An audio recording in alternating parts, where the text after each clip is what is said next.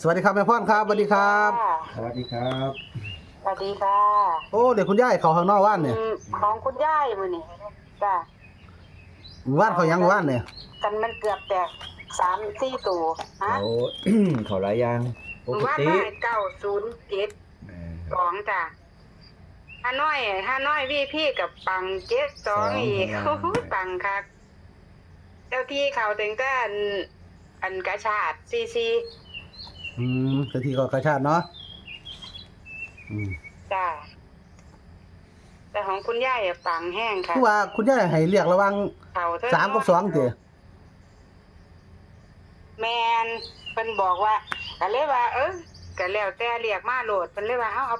ไป2อันล่ะ3มันออกรู้แล้วพะซั่นว่าแล้วกูก็ว่ากูเห็น3คักๆกันแล้วว่าซั่นว่าครับว่าเท่าบ่ได้เว้าละเอียดเนาะจ้าเอาพยายามเว้าให้ FC ฟังละเอียดได้แม่พ่อนเพราะว่าอันเพิ่นจะได้เรียกซื้อถือหาเที่ยวได้3ตัว2ตัวเนาะมื้อนี้ก็ชวดมากมันเด็กเพิ่นน่ะเพิ่นไปเฮ็ดหน้าน่ะเพิ่นก็ได้แต่4ตัวเนาะFC อยากได้แต่3ตัวบัดนี้เพิ่นคันให้เพิ่นตัดออกเพิ่นแม่นเพิ่นก็ได้เห็นแต่4ตัวบัดนี้เพิ่นไปเฮ็ดมาแล้วเพิ่นก็เลยว่าโอ้ย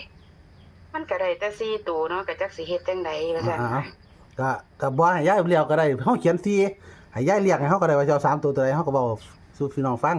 เอาแต่อันอย่างอื่นก็ได้นะคันแม่นให้เพิ่นตัดเพิ่นก็ตัดข้างหน้าแล้วออก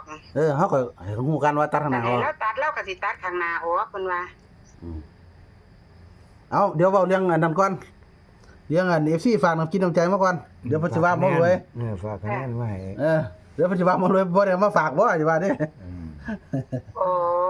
นะมี FC เพิ่นฝากน้ำกินน้ำใจแบ่งคุยกันเนาะแบ่งปันมาทั้งหมดนะครับรวมแล้วได้ 3,300 เด้อนะแม่พ่อน19คะแนนจ้าสวัสดีจ้า 3,389 คะแนนจ้าครับผมก็ขอบคุณอีกทีนะเนาะครับผมขอบคุณมากค่ะมื้อนี้ก็ฮานอยเนาะปังๆคือเก่าล่ะจ้าครับเพราะว่ามันบ่มีลาวเนาะมื้อนี้เนาะบ่ครับบ่มีลาวแต่ว่าฮานอยเพิ่นก็ไปเดินดีอยู่แม่อยากสิสามัคคีก็ได้คือกันเขาจ้าก็เลยว่าแบ่งปันฮานอยมื้อนี้เนาะครับจ้าลาวเพิ่นอยากสามัคคีได้ลาวก็เด่นกับฮานอยไปจ้าเราสามัคคีก็ดีแล้วจะฟังข่อยเขาว่าลาวสามัคคีก็มีพี่น้องไปจากบ่ได้ลาวสามัคคีก็เล่นได้ก็เล่นแต่ลาวสามัคลาวสตาร์ลาวสามัคคีพุ่นล่ะไปบัดนี้ก็เอาสิบอกกันเด้อบัดนี้บอกมาเพิ่นเว้าได้ก็แห้งๆปังๆคือเก่าล่ะเพิ่นว่ามื้อวานแล้วบอกคักอีหลีเด้แล้วว่าเราเห็นเก่าอัน907 907นี่แห้งบัดนี้ยายเห็น907มันเข้าดูแล้วบ่มีผู้ใดเล่นน้ำเจ้าดอกก็เลยวาจั่งซี้ที่แรกยันอันว่าเพิ่นพุ่นเล่มื้อนี้เพิ่นเลยว่าโอ้ยเล่นไปโลดกูก็ไปเห็นมาจังซี่ว่าซั่นว่ามีพอดเว้าละเอียดโลดย้ายวางได้เว้ามันละเอียดเด้อจ้ะมื้อนี้ปังเด้อมื้อนี้เด้อเพิ่นว่าเล่นไปโลดเอาแน่นอนว่าซั่นว่าตัวใดแม่พ่อนเอามาซุมื้อหลายสิกจ้ะตัวใด5761จ้ะเพิ่นให้มามื้อนี้งามเลยล่ะบอกดี761บอกดีเด้5761สมมุติว่าให้3ตัวเพิ่นเอาตัวใดออกแต่คันบ่มักก็เอาตัดเอาหาออกเพราะว่าหาอยู่ข้างหน้าตัดหาออกนั่นล่ะจ้ะนั่นล่ะความหมายหมอรวยว่าน่ะคือ FC บางคนก็บ่เข้าใจว่าเลข3ตัวก็คือตัดหาออกว่าไงเนาะจ้ะแต่ว่าผู้เอาเนี่ยก็สิเอาที่ตัวปกตินะผู้เขียนเนี่ยเพื่อว่าบ่ให้พลาดเนาะจ้ะ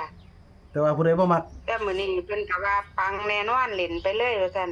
คันสิเอาตัดออกนั่นตัดข้างหน้าเลยแต่ว่าไปเอามามันก็ได้4ตัวคันสิตัดก็ตัดข้างหน้าตัดหาออกไปเพิ่นว่าให้มันเหลืออยู่3ตัวคันผู้ใดมักเล่น3ตัวจังซี่นะว่าไงเอาหาออกเนาะจ้ะอยากได้3ตัวจ้ะมันจะขออนุญาตกันเก่านึงตัวเดียวก็พอแล้วมั้งการหลายมันเปียงมันหลายผลแม่นอย่าตัดหลายแล้วมันเมื่อวานนี่ เมื่อวานเราก็ให้เล่นกันให้เลือกเอาแล้วก็ระวัง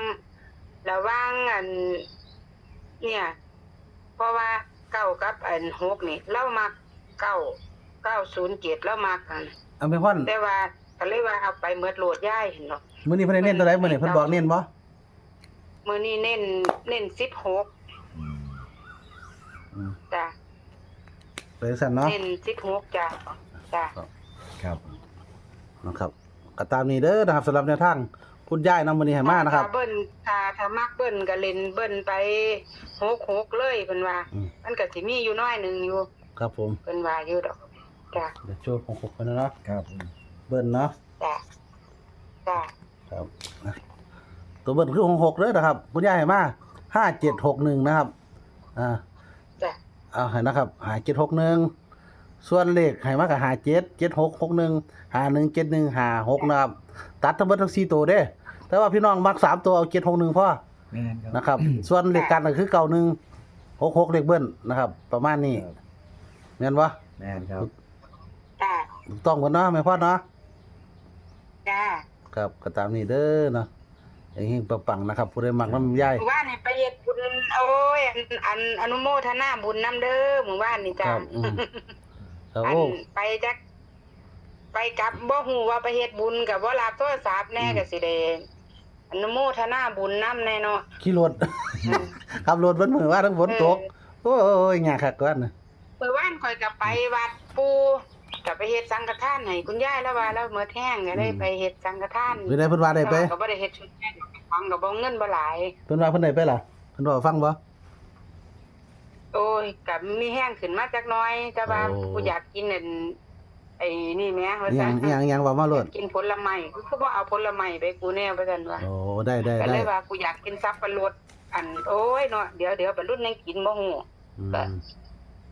กับข้าวก็เอาข้าวมันไก่นั่นล่ะซื้ออยู่หมื้อเม็ดนั่นล่ะไป โอ้เพิ่นว่า กั เห็ บ นบ่ ผลไม้มันบ่ได้ซื้อ เออ ก็เครื่องชุดสังฆทานพวกสบอกสบู่ยาสีฟันนั่นล่ะ เอาสิเฮาก็เฮ็ด มาหลายก็เลย เอาเฮ็ดสังฆทานแบบเอาเฮ็ดสังฆทานแบบผลไม้เอาข้าวมันไก่ไปก่อนเพลเนาะ อ่ะ แล้วก็เป็นพวก จ้ะไปเพ่นนั่นล่ะ อืม ไปเฮ็ดสันเป็นอาหารเพ่นนั่นล่ะ ครับให้เพิ่นเนาะ จ้ะ เพิ่นมีแห้งขึ้นจังน้อยแล้วเนาะแต่ว่ายังอันอยากกินบางไม้ ขึ้นจักหน้อยแล้วล่ะเพิ่นว่า อืม กับผลไม้ก็บ่มีจักอย่างเนาะก็เลยว่า อันบอกหวยถือซุมือกับผลไม้ก็บ่มีจักอย่างข่อยก็ลืม จุกมันจุลงหก ข่อยลืม อืม บัด เอา นี้เทั้งฟ้าวย่านประท่านเพศเนาะ เออ ก็เลยฟ้าวไป